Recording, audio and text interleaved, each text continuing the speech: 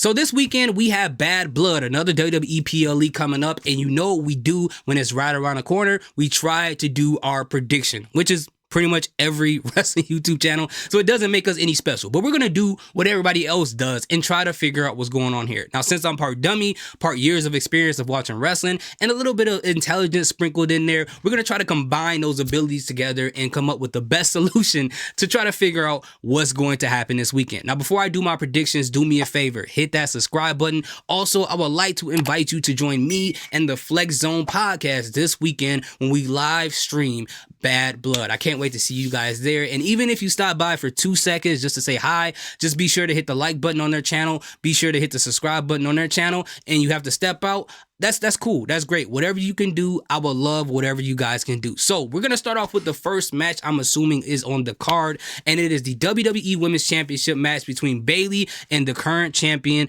Nia the Queen Jax. The queen to be. Okay, so in this match, I think that Bayley being in this match was an amazing decision. Her beating Naomi on SmackDown, although a lot of people didn't agree with it, I feel like it was a great idea to have Bayley go to Bad Blood, lose that match, and then they can wipe their hands off and say, okay, Bayley was champion, she lost a title match, let's make her move on to something different. And I think that is going to be the result of this match. Bayley is definitely losing this match. And I'm thinking that Naomi is going to cost her this match, and it's going to create a feud between the both of them. And this is going to be so good for Naomi, for her to turn heel, to have a fresh new character, something a lot more interesting than she has now, although I do like her character now, but I think her turning heel will be so good and create a new story. And I don't know, does that mean her lights on her shoes gonna be red now? I mean, since she's gonna be Sith, right? Is that what's going to happen? But either way, I think it's going to be so interesting and so good for Naomi. So then in the future, when they come back around and she faces whoever has the title at that moment,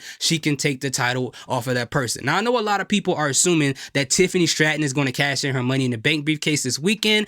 I don't think that's going to happen. I don't. I think we're going to get a glimpse of her trying to do it or even thinking about doing it like she did on SmackDown multiple times, but she's not actually going to do it. I think they want to stretch the story out pretty long, right? I wouldn't be surprised, even though it's not that far away, if she actually does it at Survivor Series, but ultimately, I wouldn't be surprised if she waited until Royal Rumble to do it, because it's in February. That's not that far away, and then she have a little bit of a title run, and then, you know, they play out the story however way they want to play it out then. But I think ultimately, Nia Jax is going to win this match and retain that title. So the next match they have on the card is between Damian Priest and Finn Balor. So this match here is pretty obvious, okay? I think Damian Priest is definitely going to win this match. I think they want to stretch this feud out for multiple matches, and if Finn Balor wins this match, there really isn't no point for Damian Priest to go back at Finn Balor. But given that Finn Balor is the heel, if Damian Priest gets this one up on him, Finn Balor's not going to be too accepting with that result, and it's going to make multiple matches. And I feel like the rubber match of this two is going to be Finn Balor winning on top, even bringing back the demon Finn Balor. But at this point in time, it doesn't make sense for Finn Balor to win this match against Damian Priest, even if there is shenanigans and the help by the Judgment Day at the end of the day. I still think that Damian Priest is going to win this match. And there's another reason why I picked Damian Priest to win it. It is the next match that is after that between Liv Morgan and Rhea Ripley for that women's championship belt. Now, in this situation, although we have Dominic Mysterio in a shark cage hanging from the top, which is pretty messed up. I mean, I thought people cared about mental health, because this guy is claustrophobic and you gonna lock this man in a cage and have him swinging back and forth at the top, screaming for his life.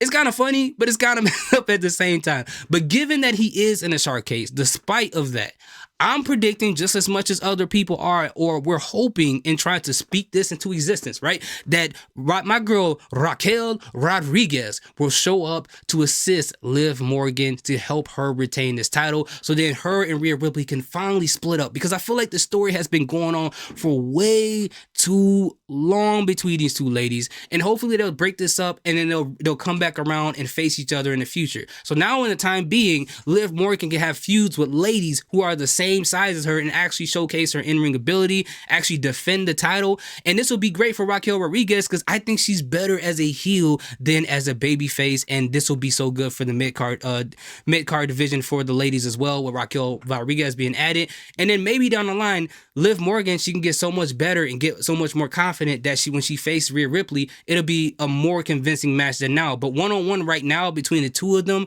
as they're booking Liv Morgan as being the cowardly heel, it just doesn't make sense for Liv Morgan to retain it like fair and square. You know, that it just doesn't make sense. But again, I'll have Liv Morgan retaining her title. So the next match we have on the card is between Roman Reigns and the Super Saiyan Pastor, Cody Rhodes versus Jacob Fatu and Solo Sikoa, featuring Metro Boomin. Okay, now here's the thing. The problem I have with this type of match is not that it exists. Again, I don't like the fact that they keep excluding the real tag teams who have tag team championships out of these PLEs, but what can I do? I can cry about it all day, and until they change it, nothing can happen. But in this match, there is no way that Roman Reigns and Cody Rhodes is going to win this match. Specifically because Roman Reigns, we saw what happened in that cinematic masterpiece that they had in the center of Georgia Tech Stadium, or the football field, where Roman Reigns feels like he's at the lowest of his lowest. So losing this match and being the person getting pinned will make him feel like he's lower than being low. And I know people was like, oh, it doesn't make any sense. Roman Reigns just came back. How is he going to get pinned? It's all for storyline. If you are at the bottom of the bottom and you get pinned, it's going to put him further down,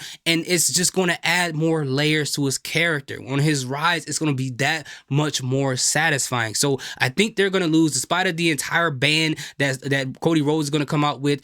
They're going to lose. And I honestly think, okay, so this thing can go two ways, okay? And I'm not sure exactly what they're going to do, and I know that's a cop-out of doing a prediction, because they can have it where Solo Sikoa actually pins Roman Reigns so that Solo Sikoa can actually get the confidence. That's actually, you know what? That's what I think they're going to do. I think Jacob Fatu is going to be in a position to pin Roman Reigns, and Solo Sikoa is going to stop him or pull him off, grab the pin, and be the one to win so he can have more stock in his name and say, you know what, bro?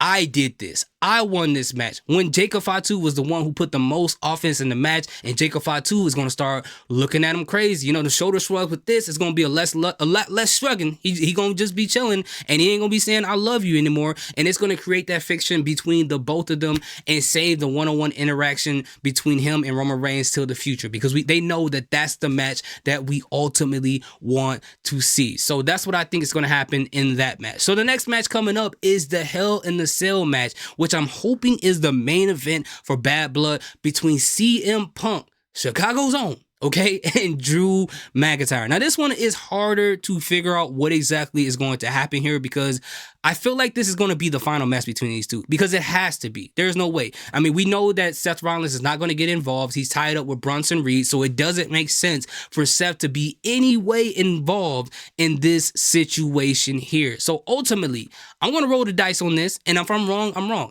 I've been wrong a lot of times when it comes to these predictions, and I'm so used to it that I'm so comfortable there. When I'm right, it just feels weird, okay? So I'm going to pick CM Punk to win this feud, honestly, just because of the moral victory type of things. Drew McIntyre is at a point where he's spinning out of control. He still hasn't matured yet, so maybe they can play that into the storyline for him in the future. But ultimately, I got CM Punk winning this match. So I guess that pretty much wraps up my predictions for Bad Blood this weekend, which is very interesting because we only have 4 matches on the card, which raises the question, why didn't you add Sammy and Gunther to this card? Or ultimately, why didn't you add the tag team match to this card? It does not make any sense. But I guess that gives a lot of matches a lot of time to breathe. So hopefully it makes all the sense in the world. It's starting earlier than it needs to. So, you know, this is grown people pay-per-view, I guess, right here. But what do you guys think? Who do you think is going to win each match? Let me know in the comment section. Thank you guys so much for watching. I appreciate each and every one of you guys. Salute. Peace.